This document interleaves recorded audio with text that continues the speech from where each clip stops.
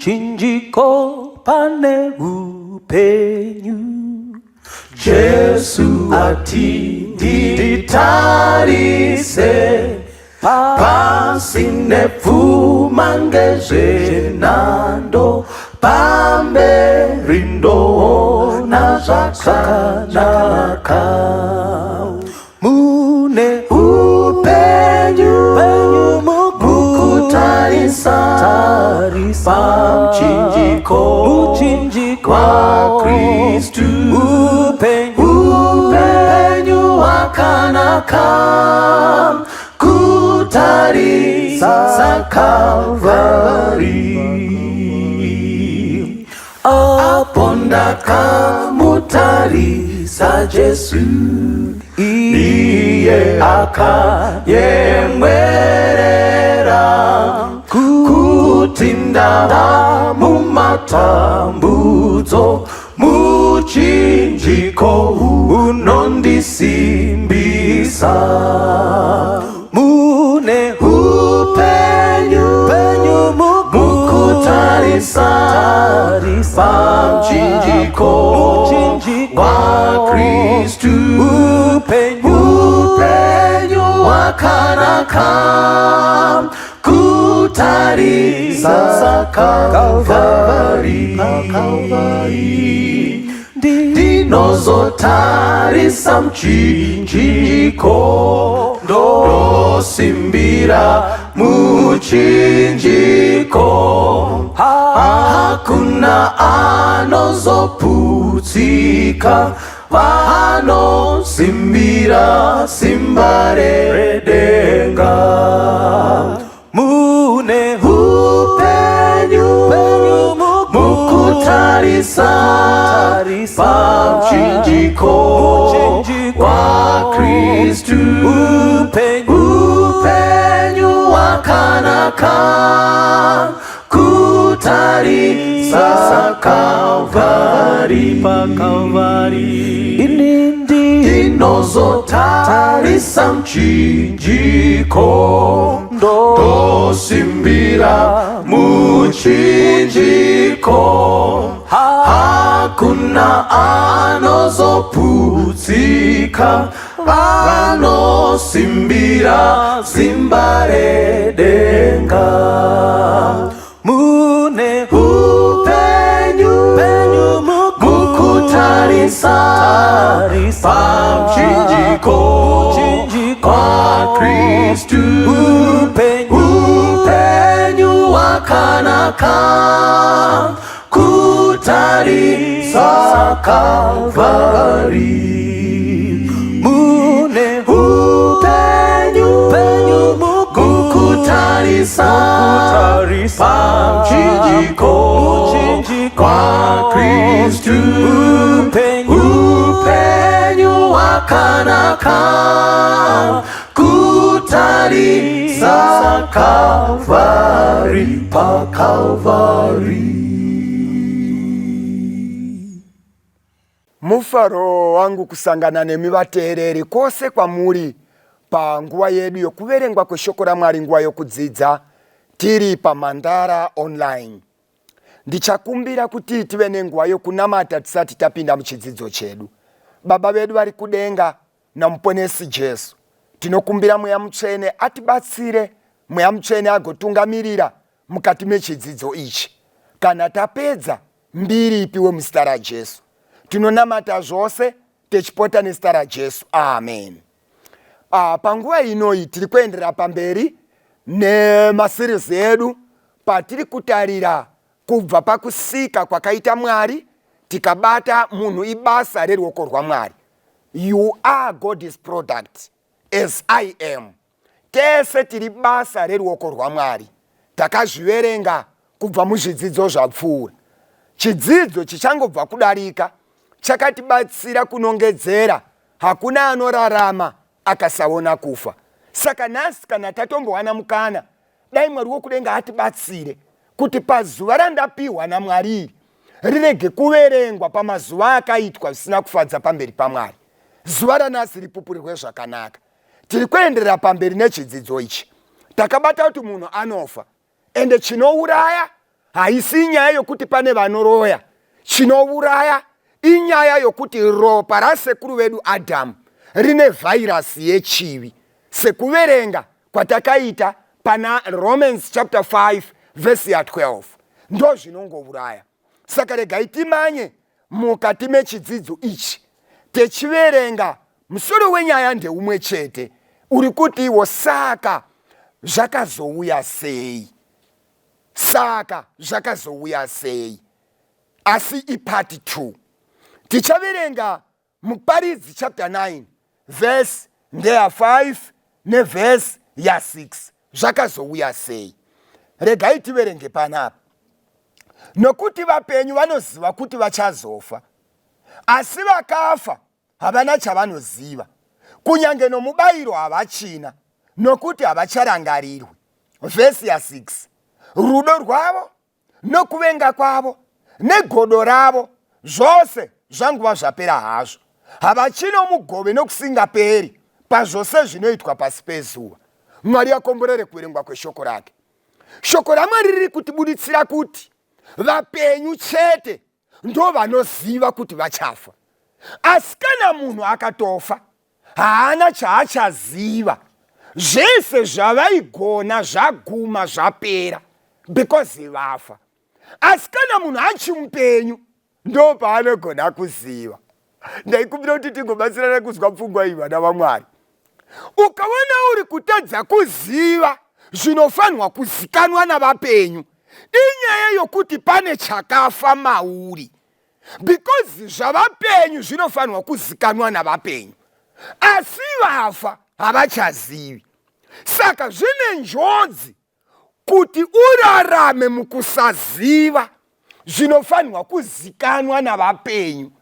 Iwe uri mugrupu ravanonzi vapenyu, woita sokuverengwa kune vakafa nekusaziva zvinofanirwa kuzikanwa navapenyu. Vapenyu vanofanirwa kuziva kuti handisati ndapedza kubvisa chuma kwatezvara. Mupenyu anofanirwa kungoziva. Hazvitombodi kutumirwa munhu newana tezvara kuti ndaimobvunza mukwasha kuti zvava papi, takangotarisira. Because kana ari mupenyu mukwasha uyu anofanirwa kungotoziva, ega kungoziva kuti handina chandatondapedza. Saka Mwari atibatsire. Kana munhu afa, hama dzangu, Bhaibheri shoko raMwari riri kuti haana chaachaziva. Ndobva paendwa pamberi zvikanzi rudo rwavo negodo ravo nekuvenga kwavo zvose zvangwa zvapera hazvo. Havachino mugove pane zvinoitwa pasi pezuva. Hakuna mupenyu anogona kugashira chikomborero chiri kubva kuna sekuru vakafa. Hakuna akafa anogona kukomborera mupenyu. Hakuna anogona kuitirwa chinhu namufi. Vakafa havana chavanoziva. Hakuna akafa anotsamwira mupenyu. Vozoti tiri kurarama munguva iyo vanhu vari kupasa maths, agopasa chem, agopasa science, agopasa zvose kuchikoro, but achitadza kuziva kuti vakafa vangu havana chavanoziva. Hakuna akafa anobatsira mupenyu kugona kuchikoro. Hakuna akafa anoinitiata nzira dzekuti mupenyu abudirire. Pamwe pacho akatofa wachoka, zvinhu zvaaitova nazvo zvakagoviwa musi waakafaka, inhekwe yefola nekapu yaaishandisa kunwira doro pamazuva iwayo, ndobva pazoita gumbeze rakatonetsa kuti rogoviwa sei, because ndo ravaingova naro vega. Saka rikagoviwa mai vasara havana gumbeze. Iwe wozoexpecta kuti because afa akugona kundikomborera kuwana zvandanga ndisingagoni kuwana ndichimupenyu. Izvozvo hazvigoni. Hakuna akafa anotungamirira mupenyu. Kuti vanhu vanoenda koungana votanga kutaura kuti tiri kuuya kwamuri sekuru Maruzana, mutisvisire kuna sekuru Mukarati, sekuru Mukarati wotiendesera kuna tete Ngurusheni, tete Ngurusheni wotiendesera kuna tete Gaiko, kuti pane zvatakuda kumboita panapa, mwana ari kuda kuita zvakati. Hakuna akafa anotungamirira kana kukomborera mupenyu. Vakafa vana chavanoziva. Rudo rwavaiva narwo runopera. Godo ravaiva naro rinopera. Izwa icho chiyaWari. A good example. Munoziva here kuti utaura kwandiri kutoita kunoko. Imimi semunhu akasiyiwa nevabereki. Vabereki kubva pavakafa paya muri kungotorarama kusvikana nhasi. Imbotarira zvaigona kuitwa navabereki vachiva penyu. Nezvauri kufaitira iwewe nhasi hauchakwanisi kuzviitirwa, because hakuna akafa anodzoka kukomborera vapenyu. Vakafa vana chavanoziva. Ndiani akatanga nyaya yekuti munhu akafa une karuzivo? Ndiani akatanga nyaya iyi? Regai timbomhanya mbijana pana Genesis chapter 3 verse ya 4. Regai tiendepo. Genesis chapter 3 verse ya 4. Ndichaiverenga panapa. Nyoka ikati kumukadzi, hamungafi zviro kwazvo. Apana zvizwa ndataura ndegaba. Regai ndiverenge. Genesis chapter 3 verse ya 4. Nyoka ikati kumukadzi, hamungafi zviro kwazvo. Chapter 3 ya Genesis ndo patiri kuona nyoka iri kutaura. Iye Mwari akasika nyoka isingatauri. But pa chapter 3 verse ya 4 nyoka iri kutaura. Ndiani ari kutaura? Zvine chokwadi here kuti nyoka inotaura? Inzwai hama dzangu. Muvengi wedu Diablos haadi kuzikanwa. Number 2, haadi kuonekwa. Saka anoenda kopinda mune chimwe. Saka kuti ataure na Eve, ataure na Adam, iye ega aigona kuzikanwa, but akaenda konopinda munyoka. Iye ndiye aiva namashoko, ndobva ashandisa nyoka kuti ibuditse mashoko acho. Dzoka ine ndivana waMwari. Anti muri kuziva kuti vanhu vanogona kutotaura kuti mazuva ano radio yangu haisi kutaura. Yagara radio haitauri. Ari kustudio ndiye anotaura. But pamba penyu pakaiswa chinhu chinoita kuti kana votaura vekustudio imi mugone kunzwa zviri kutaurwa zvacho. Foni yenyu yagara haitauri.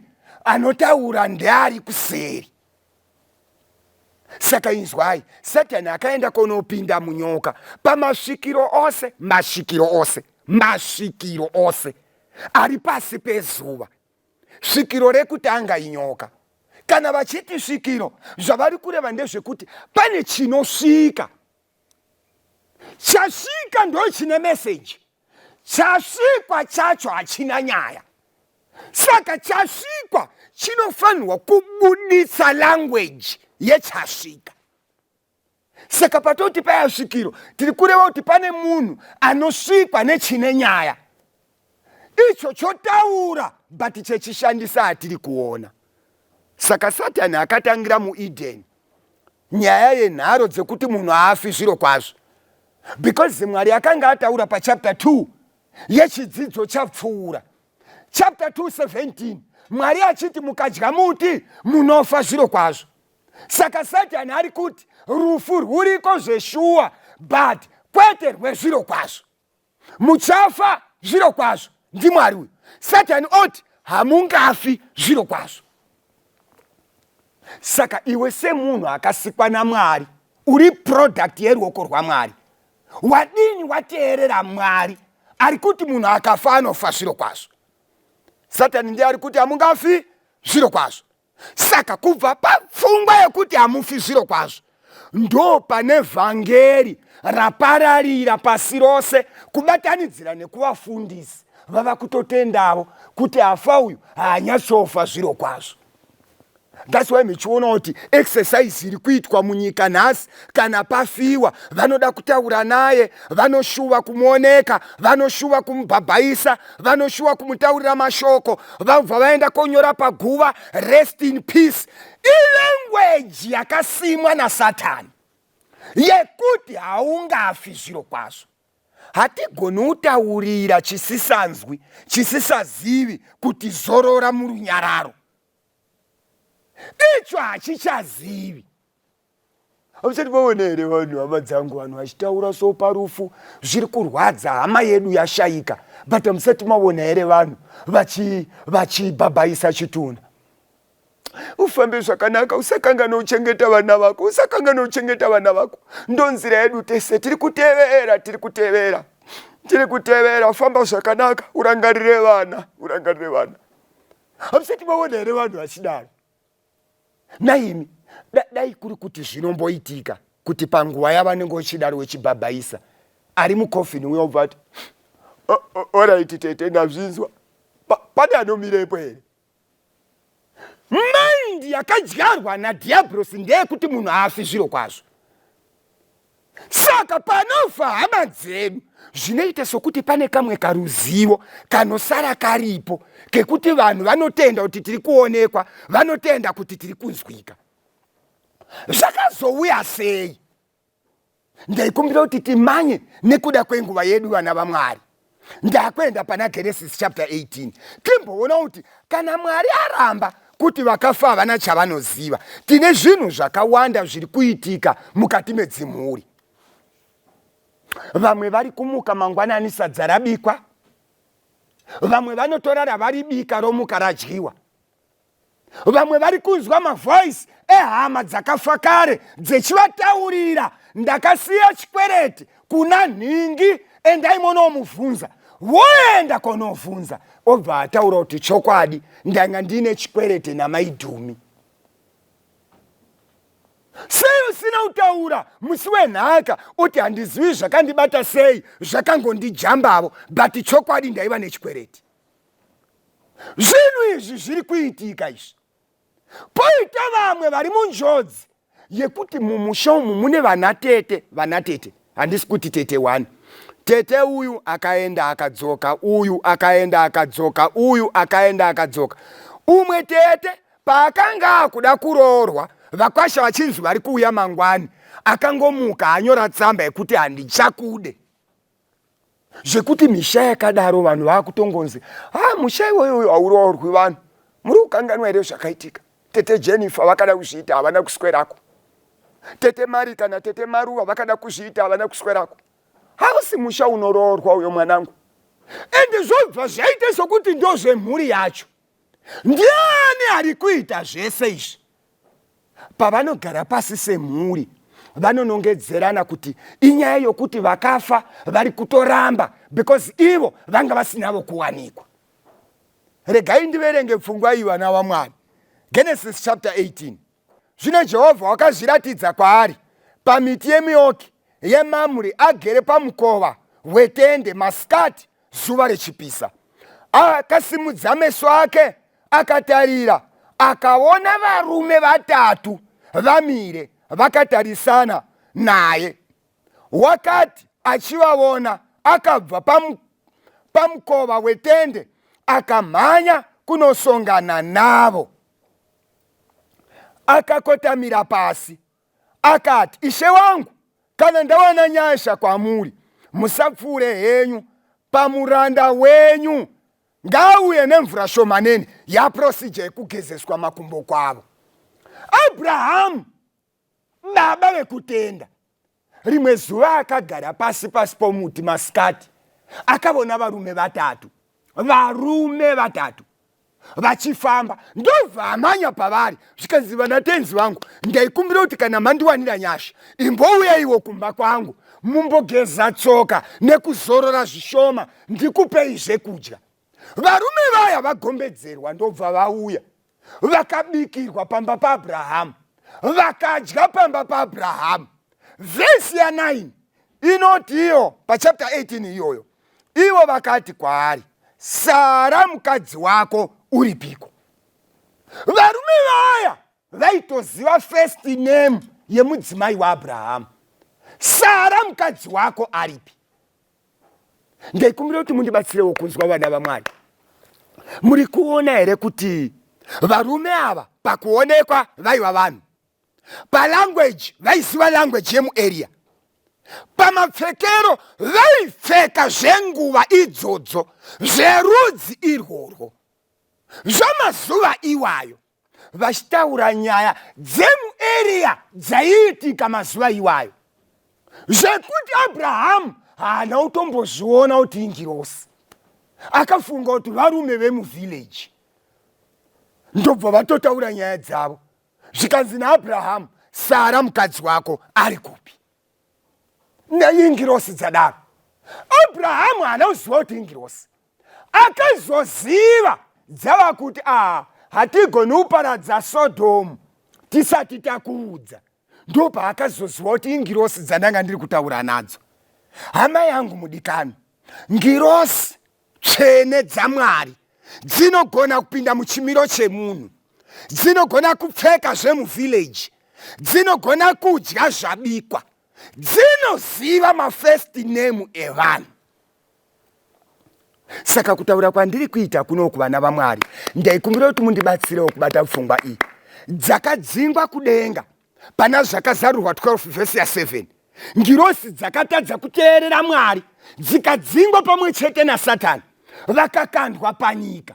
Simba rehungirosi harina kubva mavari, chakatukwa nokubviswa pavari, chavakabvisirwa utsvene, but hungirosi vachiri nawo.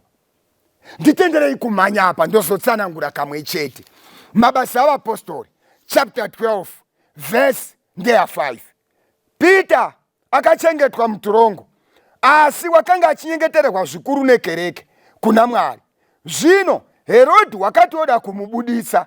Usiku uhwo Peter wakasungwa avete pasi pavarwi vaviri. Akasungwa namaketani maviri navarindi vakanga vachirinda torongo pamberi pomukova. Ipapo tarira mutumwa washe akamirapo, chiedza chikapenya mumba, akarova Peter parutivi, ndokumumutsa achiti, muka ukurumidze. Peter ari mujeri, chechiri kunamata, Mwari akatuma ngirosi yakabva kudenga, ndokusvika ikati, Peter, muka. Ngirosi payakapinda haina kuzarurirwa madhoo. Alfa ineni vana vaMwari, ngirosi payakapinda mujeri haina akazarura dhoo, haina kunoka, yakangopinda mujeri. Mukaramba mechiverenga chapter iyi, munozoona kuti pakubuda Peter avapo, ngirosi yakabata Peter. Peter haasi ngirosi, haakwani panokwana ngirosi, madhoo anotanga kuzaruka. Because panokwana ngirosi Peter haakwani, saka madhoo akazaruka because panga paana Peter. Ngirosi inogona kupinda pakakiwa. Ngirosi inoziva language yemuarea. Ngirosi inoziva pese pese. Saka chinzwa ivana vaMwari, zvinhu zvakakomberedza upenyu hwedu zviri kuitika. Satani nengirosi dzaakadzingwa nadzo vari kurwa hondo yekugadzirira vanhu vanomukira Mwari pachimiro chevakafa. Saka ngirosi dzakadzingwa kudenga dziya, zvadzaigona kuita dzichitsvene, dzinogona kuzviita kunyange yava mweya yakaipa, kunyange ava madhimoni.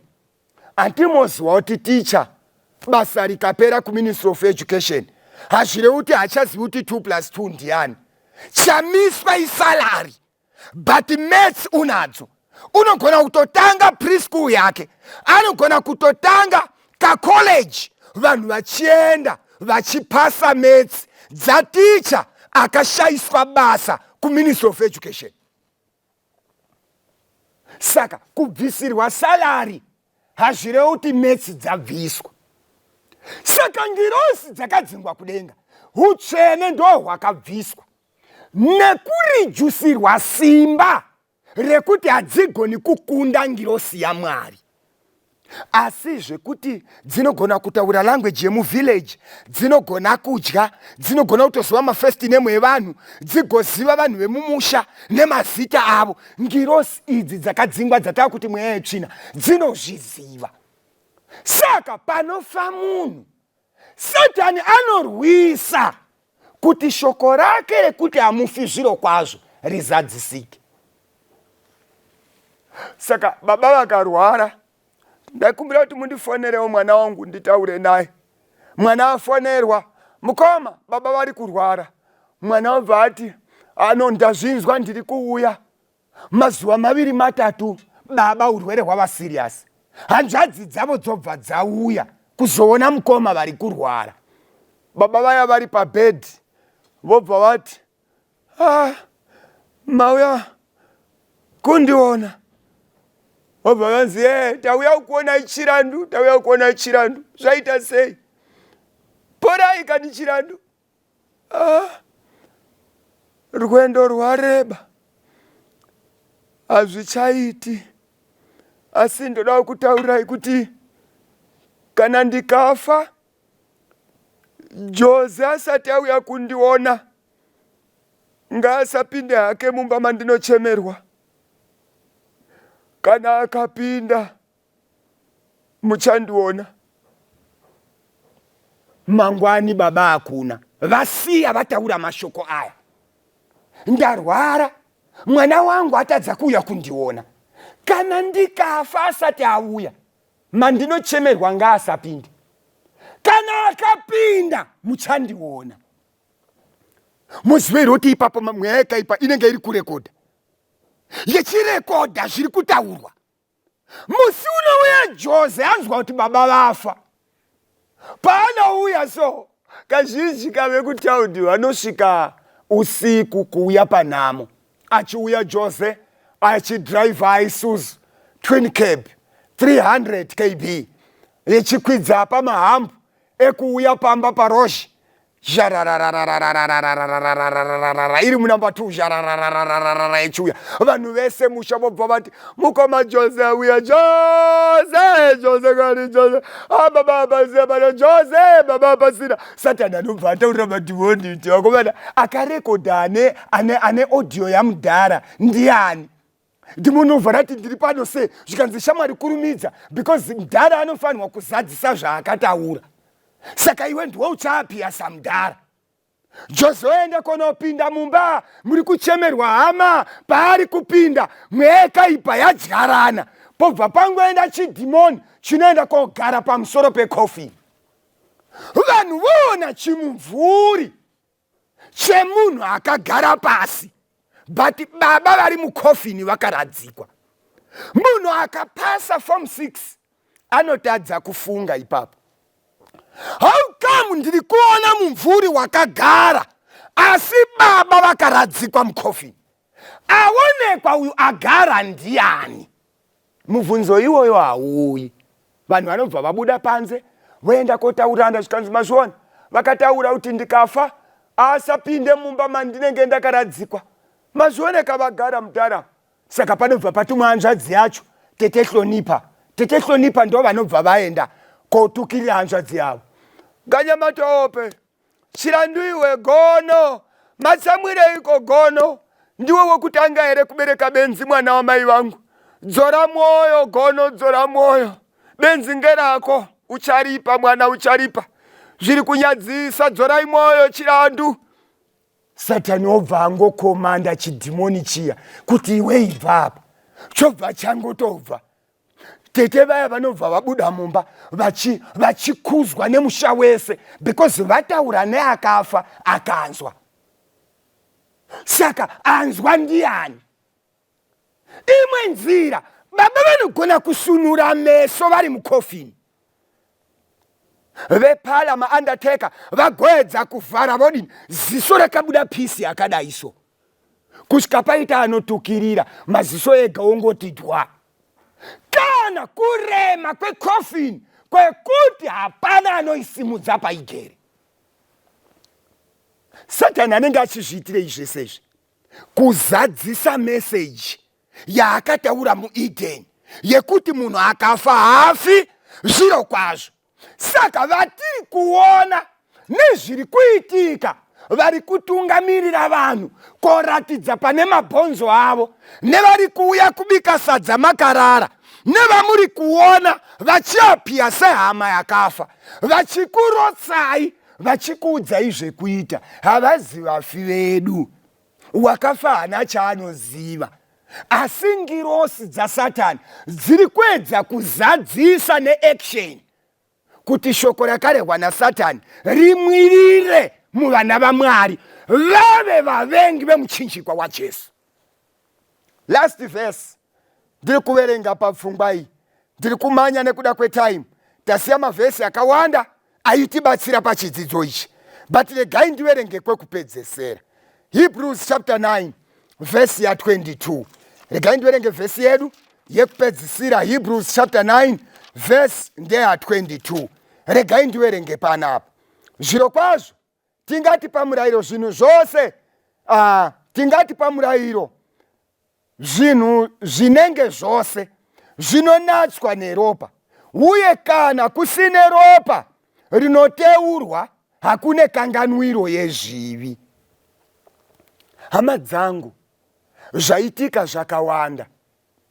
Chapter 10 verse ya 4 iri kubva yati iyo, nokuti ropa rembudzi nerenzombe harigoni kubvisa zvivi. Maropa ateurwa mumamisha akawanda. Panodiwa mbudzi nhema ikaurawa, mangwani pamuka zvimwe. Panodiwa yakareba, mbudzi yehono yourawa, mangwani pamuka zvimwe. Makatadza, makacheka nebanga rakatengwa mushopu, inofanirwa kuurawa nebanga rekupondwa nevarume vanoponda masimbi, motenga mouraya, mangwani pamuka zvimwe. Ropa rembudzi nerenzombe harigoni kubvisa zviri kunetsa izvi, asi kune ropa 1 raJesu Kristu. Vanotenda kuna Mwari, vakateerera kurayira kwaMwari, iwo unoitirwa zvakanaka. Hakuna zita rakapiwa pakati pevanhu ratingasunungurwa naro. Acts chapter 4 verse 12 ndo zvainotaura. Pakati pevanhu hakuna zita, zita rimwe chete nderaJesu. Wadini waronga kuuya kuna Jesu, usamirire vamwe vese. Iwe ndiwe wanzwa zvataurwa naMwari, ndiwe wazvinzwa. Usaite ukama namadhimoni. Satani haana ukama newe. Jesu akafa pamuchinjikwa, ndiye ane ukama nebasa reruoko rwake. Anoshuvira kukuona uri kufara. Satani haadi kuzikanwa, asi zvanaka iwe waziva. Tizira kuna Jesu. Vose vakamugamuchira anovapa simba kuti vanzi vana vaMwari. Wadini waita decision yokusiyana na Satani namadhimoni, iwe wamanyira kuna Jesu. Mwari atiitire zvakanaka. Kune tariro kuvana vaMwari yekutenda kuburikidza nezita raJesu. Tichabatsirana pachidzidzo chiri kutevera. Mwari atikomborere. Ndichanamata. Tinokutendai muponesi. Nguva yakareba yapfuura techinetswa nezvakaipa, Satani achiita pati neupenyu hwedu. Tibatsirei Mwari kuti tive vamiririri veshoko renyu, tigokuraramirai sokurayira kwenyu. Muzita raJesu, amen. Hakuna hama kupinda Jesu, hakuna ona neumwe, hakuna umwe kurapa vese, hakuna ona neumwe anozivane namo Jesu, anotungamira tese. Hakuna umwe kupinda Jesu, hakuna ona neumwe, hakuna umwe mukuru zeba, hakuna ona neumwe asiano zvita muduku, hakuna ona neumwe anozivane namo Jesu, anotungamira tese. Hakuna umwe kupinda Jesu. Hakuna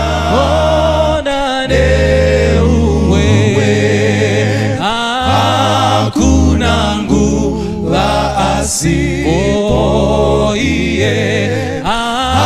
Hakuna hakuchina neimwe kana usiku ruripo. Hakuna neimwe anozivane namo Jesu. Anotungamira tese. Hakuna umwe kupinda Jesu. Hakuna neumwe. Hakuna umwe akamborambwa. Hakuna neumwe kana munyangadzi hamurambi. Hakuna neumwe anozivane namo Jesu. Anotungamira tese.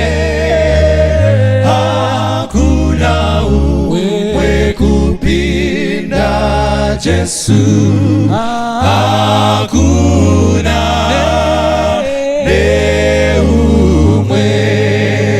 Hakuna chipo chikuru zvepa.